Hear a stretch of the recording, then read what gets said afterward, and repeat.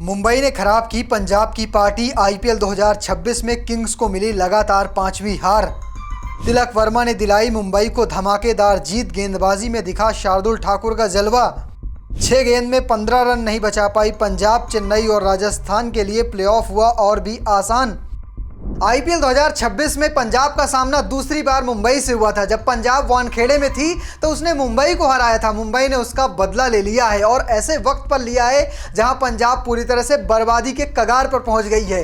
पंजाब भी मुकाबला धर्मशाला में खेल रही थी। उस मुकाबले में 6 विकेट से हार का सामना करना पड़ा है। 200 रन बनाए थे पंजाब के बल्लेबाजों ने, लेकिन तिलक वर्मा के सामने वो 200 रन कुछ लगे ही नहीं भाई। आखिरी के 3 ओवर में पंजाब को 50 रन बचाने थे, लेकिन यहाँ पर माको यानसन की जबरदस्त कुटाई होती है। 18वें ओवर में फिर आते हैं अर्शदीप, 13 रन देते हैं, लेकिन आखिरी की 6 गेंदों पर 15 रनों की जरूरत होती है और मौका नहीं देते हैं मुंबई के बल्लेबाज। पहले विल जैक्स छक्का लगाते हैं, उसके बाद तो बैक टू बैक 2 छक्के लगाकर तिलक वर्मा मुकाबला ही अपने नाम कर लेते हैं। ये पंजाब की आईपीएल में लगातार 5वीं हार है। शुरुआत में टीम 7 मुकाबले खेलती है, एक भी मुकाबला नहीं हारती, लेकिन 12 मुकाबले पहुंचते पहुंचते टीम 5 मुकाबले हार जाती है और प्लेऑफ में पहुंचने के चांस जो कल तक 70% थे वो अब 40% रह गए हैं। और इसी के साथ चेन्नई हो, राजस्थान हो, उनके लिए तो पार्टी शुरू हो गई है भाई। उनके चांस एक वक्त बहुत कम नजर आ रहे थे, लेकिन इस हार के बाद उनके चांस बढ़ गए हैं। तो चलिए आपको मैं प्लेऑफ का गणित समझाऊंगा, लेकिन उससे पहले देख लीजिए मुकाबले में क्या हुआ, कहां कौन सी गलतियां हो गई। टॉस हारकर पहले बल्लेबाजी करने उतरी पंजाब की शुरुआत अच्छी हुई। 50 के स्कोर पर पंजाब को पहला झटका लगा। 22 रन बनाकर प्रियांश आउट हुए।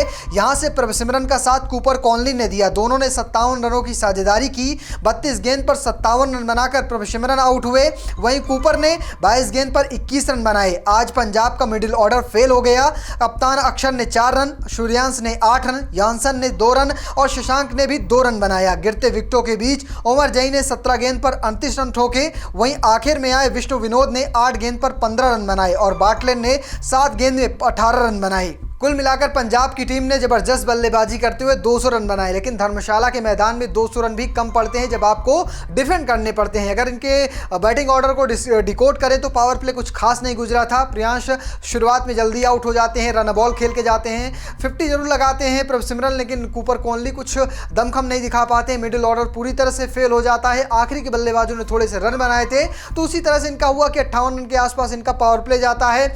83 रन के आसपास इनके मिडिल ओवर्स में आते हैं, लेकिन डेथ ओवर कमाल का जाता है, वहां पर 60 रन बनाते हैं, जिसकी वजह से टीम 200 रनों का आंकड़ा छू पाती है। अगर बात करें मुंबई की गेंदबाजों की तो शुरुआत अच्छी हुई थी मुंबई की, लेकिन बाद में थोड़े रन ज़्यादा खर्च करते हैं, जिसकी वजह से ये टीम 200 रन बना पाती है। शार्दुल को 2 विकेट मिलते हैं, दीपक चाहर को 2 विकेट, शार्दुल को 4 विकेट मिलते हैं, दीपक चाहर को 2 विकेट मिलते हैं। इसके अलावा राज अंगद बाबा और साथ में कार्विन बॉस को 2-1-1 सफलता मिलती है। इस तरह से पूरा कह सकते हैं पहली पारी घटती है। बारी थी रनचेज की। क्या हुआ रनचेज में, चलिए आपको वो भी दिखा देते हैं। लक्ष्य का पीछा करने उतरी मुंबई की शुरुआत अच्छी हुई। रोहित शर्मा और रिकल्टन ने पावर प्ले में टीम के लिए 59 रन बनाए। हालांकि 7वें ओवर में 208 के स्ट्राइक रेट से 48 रन बनाकर रिकल्टन आउट हो गए। वहीं 3 नंबर पर बल्लेबाजी करने आए नमन धीर 9 रन बनाकर आउट हो गए। यार रोहित शर्मा ने बहुत धीमी पारी खेली। उन्होंने 26 गेंद पर 25 रन बनाए।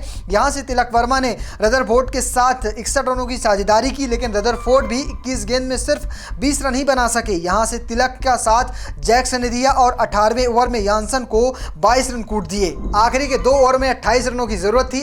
19वें ओवर में अर्शदीप को 13 रन पड़ते हैं और आखिरी में 6 गेंद में 15 रन बचाने होते हैं, जहां पर बाटलेट पूरी तरह से फेल हो जाते हैं। विल जैक्स ने आखिरी ओवर में छक्का लगाया। इसके बाद 2 छक्के back to back Tilak Varma लगाते हैं और इस मुकाबले को मुंबई के नाम कर देते हैं। मुंबई की इस सीजन में 4थी जीत है। अब उनके 8 पॉइंट हो चुके हैं। अब तक 12 मुकाबले खेले हैं। उन 12 मुकाबलों में 8 मुकाबलों में हार का सामना करना पड़ा है, लेकिन इस जीत के साथ ही उनका थोड़ा सा कॉन्फिडेंस बढ़ेगा। आज बुमराह कप्तानी कर रहे थे और बुमराह की कप्तानी में मुंबई ने इस मुकाबले को जीत लिया है। अर्शदीप की बात करें तो उन्होंने कमाल की गेंदबाजी की, लेकिन दूसरे गेंदबाजों से उतना साथ नहीं मिल सका। चहल ने जिस पिछले मुकाबले में एक ओवर भी गेंदबाजी नहीं की थी, यहां पर उनकी इकोनॉमी 8 के करीब थी, वो भी आखिरी ओवर में जब 20 रन पड़े तब उनके ये हालात हैं। शुरुआत के 3 ओवर में कमाल की गेंदबाजी की थी। इसके अलावा माको यानसन की खूब कुटाई होती है। अजमतुल्ला उमर जई काफ़ी हद तक कारगर साबित होते हैं, लेकिन माको यानसन और जेवियर बाटलेट पूरी तरह से गेम को बिगाड़ देते हैं और इसी वजह से पंजाब को हार का सामना करना पड़ा है। पंजाब ने कई सारे बदलाव किए हैं, आपने हाल फिलहाल देखा हो, कभी लुंगी एंगड़े हो, कभी माफ कर लॉकी फर्गूसन को खिलाते हैं, कभी बाटलेट को खिलाते हैं, कभी स्टॉइनिस से गेंदबाजी कराते हैं, लेकिन फिर भी गेंदबाजों का कोई सटीक कह सकते हैं इनके पास अब तक फिट क्रम नहीं बन पाया है, तैयारी नहीं हो पाई है, जिसकी वजह से टीम को लगातार 5 मुकाबलों में हार का सामना करना पड़ा है। 264 रन चेस कर सकते हैं, लेकिन 264 रन ये खा भी सकते हैं। तो इस तरह से इनकी गेंदबाजी की हालात हैं जिस पर काम करने की बहुत ज़रूरत है। और इस मुकाबले को हारने के बाद पंजाब 12 मुकाबले खेल चुकी है, 12 मुकाबलों में उनके पास 13 पॉइंट है। 2 मुकाबले अभी भी बचे हुए हैं, लेकिन अब मैक्सिमम 17 पॉइंट तक ही पहुंच सकते हैं और दोनों ही मुकाबले उनके आसान नहीं होने वाले। एक मुकाबले में उनका सामना आरसीबी से होगा, जबकि दूसरा मुकाबला उनका लखनऊ के खिलाफ होगा। यानी दोनों ही टीमें काफ़ी अच्छी हैं। लखनऊ भले टेबल के नीचे है, लेकिन वो भी फिर भी कई सारे मुकाबले जीत चुकी है, लेकिन आरसीबी की बात करें तो टेबल के टॉप पर है, आपको उनसे भिड़ना होगा। तो फिलहाल चीज़ें अब पंजाब के पक्ष में बिल्कुल नज़र नहीं आ रही हैं। लेकिन अगर बात करें पॉइंट्स टेबल की, टॉप पर आरसीबी है, दूसरे नंबर पर अभी भी गुजरात मौजूद है, तीसरे पर हैदराबाद है।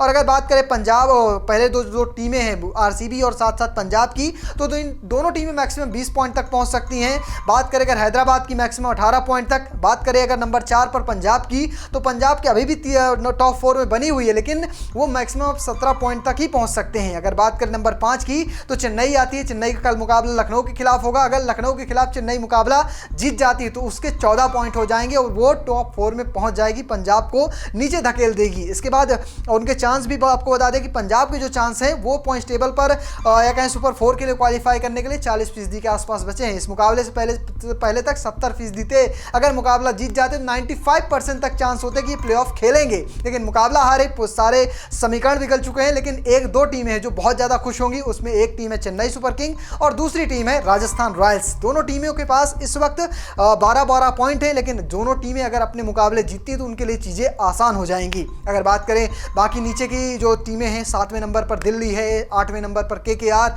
9वें नंबर पर मुंबई और 10वें नंबर पर एलएसजी। इन चारों टीमों का समीकरण पूरी तरह से बिगड़ चुका है। ये टीमें प्लेऑफ के लिए क्वालिफाई नहीं करेंगी। तो टॉप की 6 टीमें हैं, उन्हीं सब में लड़ाई चल रही है, जिसमें से 2 टीमें लगभग पक्की मानी जा रही है, जिसमें आरसीबी और गुजरात शामिल है। सनराइजर हैदराबाद के चांस सबसे ज़्यादा हैं। बाकी की जो 4 टीमें हैं, और उसमें 4 में से जो टीमें बचती हैं, 3 टीमें पंजाब, चेन्नई और राजस्थान, इनमें से कोई एक टीम पहुंच सकती है या फिर दो टीम पहुंच सकती है। देखना बहुत दिलचस्प होगा। तो फिलहाल आपको क्या लगता है, कौन सी 4 टीमें होंगी जो प्लेऑफ खेलती नजर आएंगी? कमेंट बॉक्स में लिखना और पेज को फॉलो करना, चैनल को सब्सक्राइब करना बिल्कुल भूलना। धन्यवाद।